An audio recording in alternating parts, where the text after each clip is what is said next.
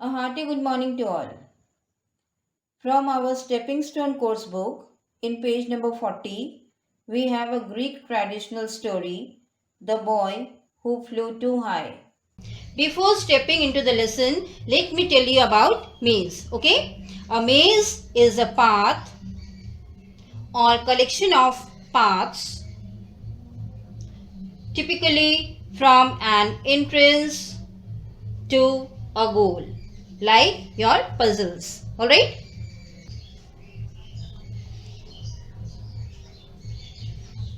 Let me tell you about the characters. In this lesson, we have 5 characters. First, Daedalus, who is a skilled architect. Second, Icarus, who is Daedalus' son. Third, King Minos, who is the lord of an island, Crete. Fourth, Minato, who is a fearful monster. Number 5, the guards, who are the soldiers of King Minos. So, let's start the lesson, okay? Daedalus, a man who lived in ancient Greece, was a clever inventor and a skilled architect. According to his talent, he had designed buildings. Which type of buildings? Magnificent buildings, splendid one. Alright? But due to these skills, he was very proud of himself. And what did he want? He wanted the world to admire him. For what? For his great skills. Okay? So, one day he took his son Icarus with him and went to the island Crete. There, his fame spread far and wide. He became famous for his well-known talents and skills. Very soon, the people came to know about him. King Minos got the news of Daedalus too. What did the king do? The king called for Daedalus and ordered him to build a maze so that he would imprison a fearful monster called Minato. Alright? Now, Daedalus, according to his skill, built a magnificent maze. In that maze, there were so many false turns and dead ends that if you enter inside, you can't find the way out. So, when the maze was complete, King Minos locked up Minato inside it. Daedalus' work was over, so he wanted to return home. He went to King Minos and said,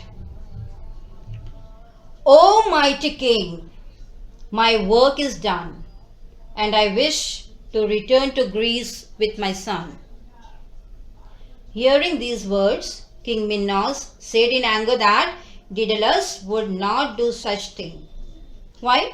Because Daedalus knew the secret of the maze, and if King Minos would allow Daedalus to return to Greece, he might tell anyone the secret of the maze, isn't it? So, the king ordered his guards to imprison Daedalus and Icarus in a very high tower, which was surrounded by the sea. Now, the father and the son both were locked in that high tower. Icarus asked his father, "Are we going to be locked in this tower forever?" Daedalus replied that he would find the way to escape the prison. From the top of the tower, Daedalus and Icarus watched the seagulls and eagles soaring and gliding through the air. Daedalus observed with fascination the birds' wings as they flew. He perceived how the feathers fit together to cover the bird's wings. He noted the weight and the size of the wings. Not only this, he learned that the wings were in proportion to the size of a bird's body. So, when he got that complete knowledge, Daedalus gathered several kinds of feathers, big and small, and started making the wings. When it was completed, he tied the wings to his arms and shoulders with thin strips of leather and carefully fluttered the wings. He felt that as the wings moved, he could feel himself lifting from the roof of the tower. He made smaller set of wings for his son too. Both the father and the son practiced flying every day. When Daedalus noticed that they were ready to fly across the sea, he told Icarus to listen and obey his words. Now, what were the advices by Daedalus to Icarus, that we'll come to know. Alright. So, Daedalus told Icarus not to go close to the waves. Otherwise, his wings would get wet and become heavy. And then he would be drowned. Isn't it? Now, next advice. Daedalus told his son Icarus not to fly too high. Otherwise, the wax would melt and the feathers would be scattered. At last, he would fall down and the sea would swallow him. Icarus heard his father's words, but he was so excited that he paid no heed.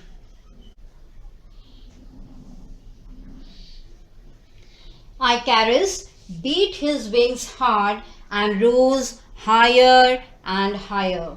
He forgot his father's advice and flew too close to the sun. The feathers from the wings started slipping off. Suddenly, Icarus dropped straight down into the cold sea and ended his life. On the other side, Daedalus looked back, but he could no longer see his son. He fetched Icarus hither and thither. He flew close to the sea surface and saw the feathers floating on the sea. He came to know the truth. He wept and wept. Whatever he had thought for his freedom with his son came to dust. This lesson is over. So students, what did we learn from this lesson?